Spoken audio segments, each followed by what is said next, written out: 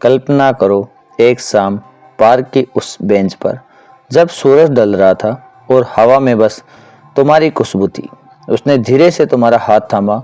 उसकी उंगलियां तुम्हारी उंगलियों में ऐसे उलझी जैसे कभी छूटना ही नहीं चाहिए। तुम्हारा दिल इतनी जोर से धड़का कि लगा पूरी दुनिया सुन लेगी। उसकी आंखों में देखकर तुम्हें लगा ये पल हमेशा के लिए है, लेकिन तभी एक चुप्पी हुई। नजर ने सब कुछ बदल दिया। एक फोटो, एक धमकी और वो प्यार जो इतना खूबसूरत था अब एक डरावना राज बन गया। क्या सच्चा प्यार इस ब्लैकमेल को हरा पाएगा या ये राज आराध्या की जिंदगी हमेशा के लिए तबाह कर देगा?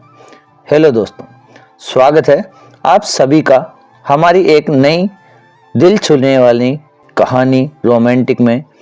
आज की कहानी है प्यार, विश्वासघात और परिवार और सच्चे साथी की ताकत की। उम्मीद है आपको ये बेहद पसंद आएगी। मेरा नाम आराध्या है, उम्र करीब 18 साल है और मैं जयपुर के एक बड़े अमीर घर से हूँ। हमारा घर में मम्मी पापा, एक छोटा भाई और ढेर सारा प्यार है, लेकिन आज़ादी नाम की चीज़ बिल्कुल नहीं। पापा बहुत सख्त है। वे कहते हैं बेटी हो तो घर की इज्जत हो, बाहर निकलने की कोई ज़रूरत नहीं। मुझे स्कूल कॉलेज तो जाने देते हैं, लेकिन दोस्त बनाने, घूमने या किसी लड़के से बात करने की इजाज़त नहीं। पापा हमेशा डराते, अगर कोई गलत बात सुनी तो मैं तुझे कभी माफ़ नहीं करूँगा। हमारे घर पर पापा के बिजनेस पार्टनर राकेश अंकल अक्सर आते थे। उनकी उम्र करीब 50 साल थी। वे कुंवारे थे और मुझे अपनी बेटी की तरह बहुत मानते थे। वे कहते, आराध्या तू कितनी समझदार और प्यारी है, तेरे पापा को थोड़ा ढीला छोड़ना चाहिए। मैं उन्हें बहुत भरोसा करती हूँ। वे मुझे कभी कभी पार्क ले जाते, जहाँ हम आइसक्रीम खाते, बातें करते। मुझे लगता था कम से कम एक इंसान है जो मुझे समझता है। कॉलेज में मुझे अरविंद से मिलना हुआ। वह मेरा क्लासमेट था, हैंडसम, कैरियर और बहुत अच्छा बोलता था। धीरे धीरे हमारी दोस्ती हुई, फिर प्यार, लेकिन यह सब छुपा कर हम कॉलेज के बाद पास के पार्क में मिलते। वह मेरे हाथ थाम कर कहता, आराध्या मैं वादा करता हूँ जैसे ही तू तैयार होगी मैं तेरे घर का रिश्ता मांगने आ जाऊँगा। तब तक बस थोड़ा सब्र। पार्क में हम घंटों बातें करते, सपनों के बारे में, भविष्य के बारे में, कैसे हम साथ रहेंगे। वह मेरे बालों में हाथ फेरता और मैं उसके कंधे पर सिर रखकर सुकून महसूस करती। वो पल जादुई थे। मुझे पहली बार लगा कि जिंदगी में प्यार नाम की चीज़ सच में होती है। एक दिन हम पार्क में बैठे थे। अरविंद मेरी तरफ देखकर मुस्कुरा रहा था। तभी दूर से राकेश अंकल दिखे। उन्होंने हमें देखा और चुपचाप कुछ फोटो खींची। मुझे कुछ पता नहीं चला। घर लौटकर मैं अपने कमरे में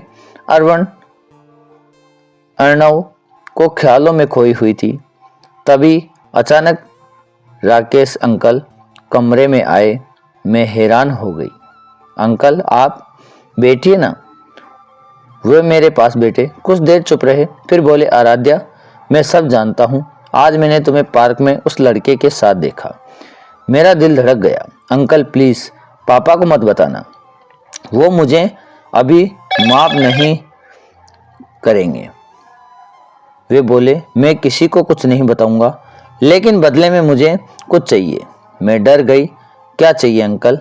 वे बोले, तुम्हें मेरे साथ समय बिताना होगा, मेरे साथ बाहर घूमना, मेरे साथ रहना, वरना मैं पापा को फोटो दिखा दूंगा। मैं स्तब्ध हो गई। ये वही अंकल थे जिन्हें मैं अपना आदर्श मानती थी। मैं रो पड़ी। अंकल मैं आपकी बेटी जैसी हूँ, आप ऐसा कैसे कह सकते हैं? वे बोले, दो दोस्त, दो रास्ते हैं, या मेरे साथ चलो या पापा को सब पता चल जाएगा, फैसला तुम्हारा। मैं उनके पैरों में गिर पड़ी। प्लीज़ अंकल मेरी ज़िंदगी बर्बाद हो जाएगी। लेकिन उन्होंने नहीं माने। बोले, शाम को मैं तुम्हें लेने आऊँगा, तैयार रहना। शाम को वे मेरे घर आए। पापा से बोले, यार आज एक फैमिली फंक्शन है, आराध्या को भी ले चलूं। वो तो घर में बंद रहती है, थोड़ा घूम लेगी। पापा ने हामी भरी, तुम पर भरोसा है, जहां ले जाना है ले जाओ। अंकल मुझे अपनी कार में ले गए। रास्ते में रोती रही, मिन्नतें करती रही, लेकिन वे नहीं माने। उन्होंने मुझे डराया कि अगर मैंने कुछ कहा तो फोटो पापा को भेज देंगे। उस रात में बहुत टूट गई। मैंने सोचा अब जिंदगी खत्म हो गई है, लेकिन अंदर ही अंदर मैंने फैसला किया, मुझे किसी से मदद लेनी होगी। अगले दिन मैं कॉलेज गई। अर्णव ने देखा कि मैं उदास हूँ। उसने पूछा, आराध्य क्या हुआ, तुम रो क्यों रही हो? मैंने उसे गले लगाकर सब बता दिया, कैसे राकेश अंकल ने फोटो खींची, कैसे ब्लैकमेल किया, कैसे मुझे धमकाया। अर्णव का चेहरा लाल हो गया। उसने कहा, आराध्या तुम अकेली नहीं हो, मैं तुम्हारे साथ हूँ। वह मुझे पुलिस स्टेशन ले गए। वहां हमने सारी बात बताई, ब्लैकमेल, धमकी और कैसे उन्होंने मुझे जबरदस्ती बाहर ले जाने की कोशिश की। पुलिस ने तुरंत कार्रवाई की। राकेश अंकल को गिरफ्तार कर लिया गया। ये बात पापा को पता चली। मुझे डर था कि पापा गुस्सा करेंगे, लेकिन पापा मेरे साथ आए, आंखों में आंसू लिए। उन्होंने कहा, बेटा मैंने गलती की, मैंने उस शख्स पर भरोसा किया, मैं तुम्हारा गुनहगार हूँ। मैंने कभी नहीं सोचा था कि ऐसा होगा, माफ कर दे मुझे। मैं पापा से लिपटकर रो पड़ी। पहली बार लगा कि पापा भी इंसान हैं, वे में भी बदल सकते हैं। अर्णव वहां खड़ा था। पापा ने उसका शुक्रिया अदा किया, बेटा तुमने मेरी बेटी की इज्जत बचाई।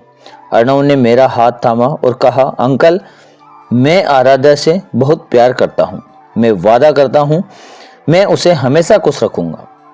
क्या आप हमें साथ होने की इजाज़त देंगे? पापा ने मुस्कुराकर कहा, हाँ बेटा, तुम्हें जैसे लड़के को मैं अपनी बेटी सौंप सकता हूँ। मेरी आंखों में खुशी के आंसू आ गए। तो दोस्तों, ये थी आराध्य और अर्णव की कहानी, जहाँ सच्चा प्यार हर डर, हर ब्लैकमेल को हरा देता है, जहाँ परिवार आखिरकार समझ जाता है। आप क्या कहेंगे आराध्य के बारे में, अर्णव के बारे में और उस राकेश अंकल के बारे में? कमेंट में ज़रूर बताएं। अगर कहानी आई आपको पसंद तो लाइक करें, शेयर करें और सब्सक्राइब ज़रूर कर लें। मिलते हैं अगली कहानी में, तब तक के लिए धन्यवाद, शुक्रिया।